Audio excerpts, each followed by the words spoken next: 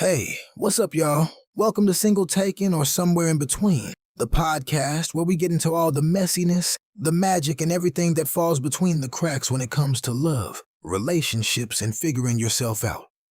This is episode 1 of many. I'm your host, Lamar. And I'm Tanya. If you are brand new here, welcome to the family. Pull up a chair, get comfortable, because we are about to get into it today. For real, though. Today's episode is about modern relationships, how people are navigating dating apps, situationships, the talking stage, and the big debate. Is being in a relationship actually better than being single? Or is single life where it's really at? And we are not holding back today, okay? We've got opinions, we've got personal stories, and I already know you've got some receipts tucked away somewhere. I always got receipts, Tanya. Always. All right, let's get into it. So let's just start with the landscape of dating right now, because I feel like the whole experience of finding someone, or trying to find someone, has changed so dramatically even in the last 5 or 6 years. Oh, dramatically. Meeting someone organically at a coffee shop through a mutual friend just out in the world used to be the completely normal thing. Now people look at you like you found a dinosaur egg. Everything's apps now. Hinge, Tinder, Bumble, take your pick. And honestly, I've got a complicated relationship with all of them. On one hand, the access is incredible. You can meet people you never cross paths with in your daily life. But on the other hand, it turns people into products. You're swiping on a human being like you're scrolling through an online store. And that's the abundance paradox. The more options you have, the harder it is to commit to any one of them, because there's always this nagging feeling that maybe someone better is just one swipe away. Right. And that feeds directly into the whole situationship culture we're living in. Oh, don't even get me started on situationships. No, let's get started. Because I honestly think situationships are the defining relationship format of our generation, and we need to talk about it properly. A situationship is basically when you're doing everything a couple does. Hanging out, texting all day, maybe even exclusive in practice. But nobody has actually defined what you are. No label, no conversation, just vibes. Because somebody doesn't want to have the talk. Because somebody is scared. It's almost always rooted in fear. Fear of commitment, fear of being vulnerable, fear of being rejected after you've already gotten close, which is exhausting. Being the person who wants clarity while the other one is perfectly content, floating in the gray zone. You're out here catching feelings and they're catching nothing. Catching nothing. And that's where a lot of people are getting emotionally drained. You're investing your time, your energy, your emotional bandwidth. No return guarantee. The talking stage feeds into this too. It used to be courting, getting to know someone before committing. And now it's become an almost indefinite holding pattern that some people treat like a permanent address. I have a friend who has been talking to somebody for 8 months. 8 months? Lamar, that is a relationship. That person just doesn't have the title. That's what I said. At some point, you have crossed a threshold, and somebody in that situation needs to be honest about what they actually want.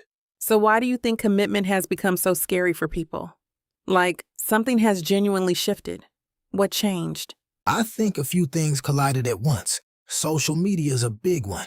People constantly see perfectly curated relationship highlight reels and either romanticize love to an unrealistic degree or watch public, messy breakdowns and think, I don't want that to ever be me. So either you want the perfect Instagram relationship that doesn't actually exist, or you're so terrified of being the cautionary tale that you don't try at all.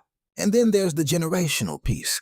A lot of us grew up watching unhealthy relationship dynamics in our own households and internalized that.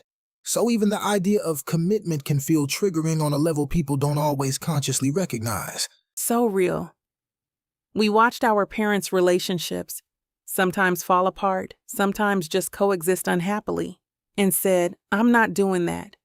But that can turn into I'm not doing any relationship at all, which isn't the answer either. Not the answer either. Okay, so let's pivot to the pros and cons, because this is where I want to get your real opinions.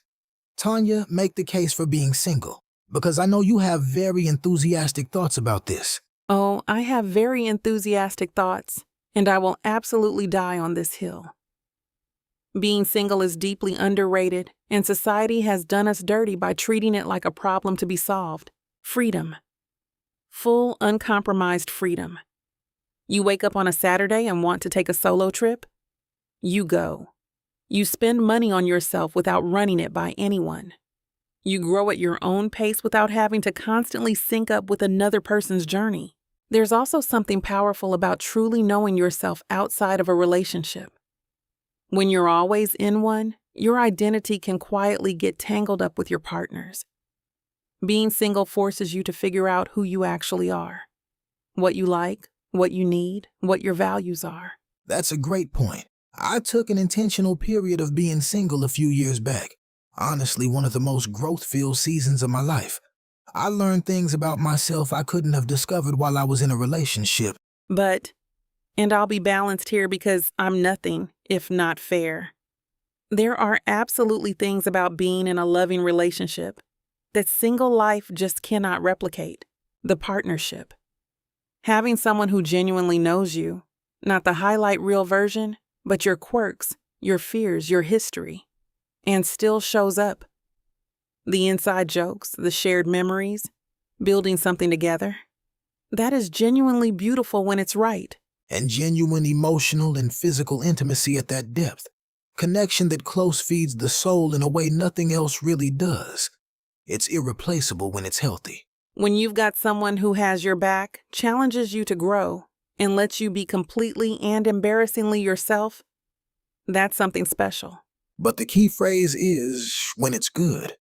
Because a bad, draining, misaligned relationship is significantly worse than being alone.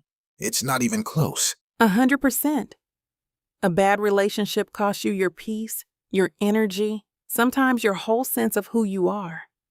People stay in those situations because they're afraid of being alone, or because they've convinced themselves this is just what relationships are supposed to feel like. And it's not. That right there is the conversation we need to be having. So I think the real question isn't relationship or single. It's, what are you actually bringing into a relationship, and what are you genuinely looking for? Yes, because relationships are mirrors. They reflect back who you are.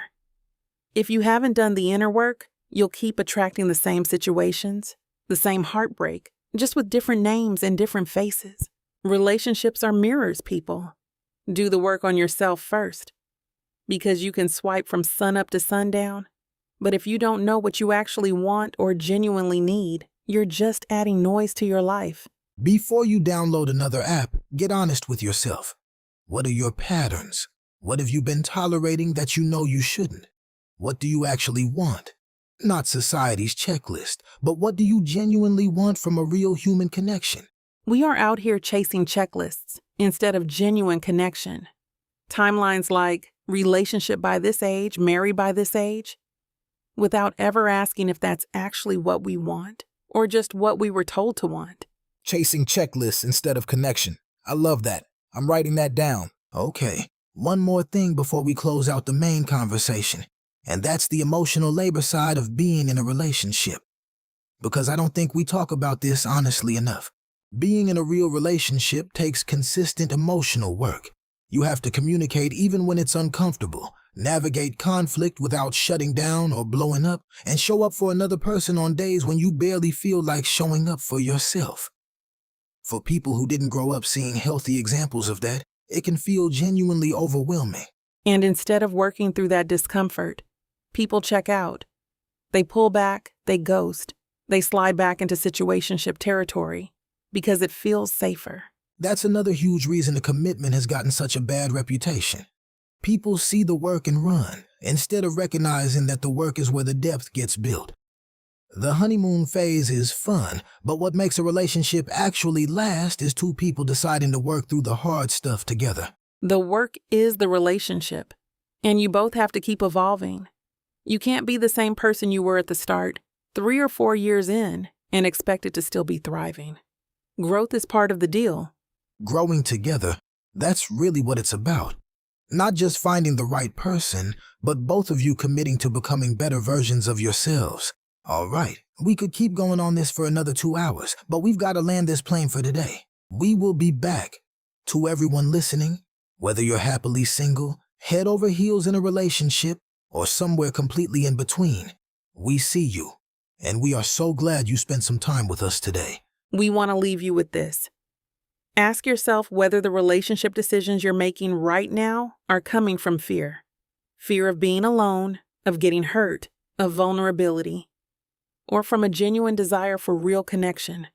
Just sit with that honestly. That's a heavy one, but the good kind of heavy.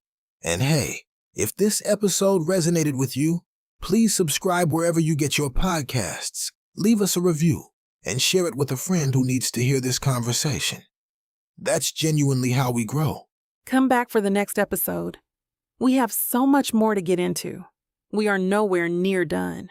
Until next time. Stay single, stay taken, or stay somewhere in between.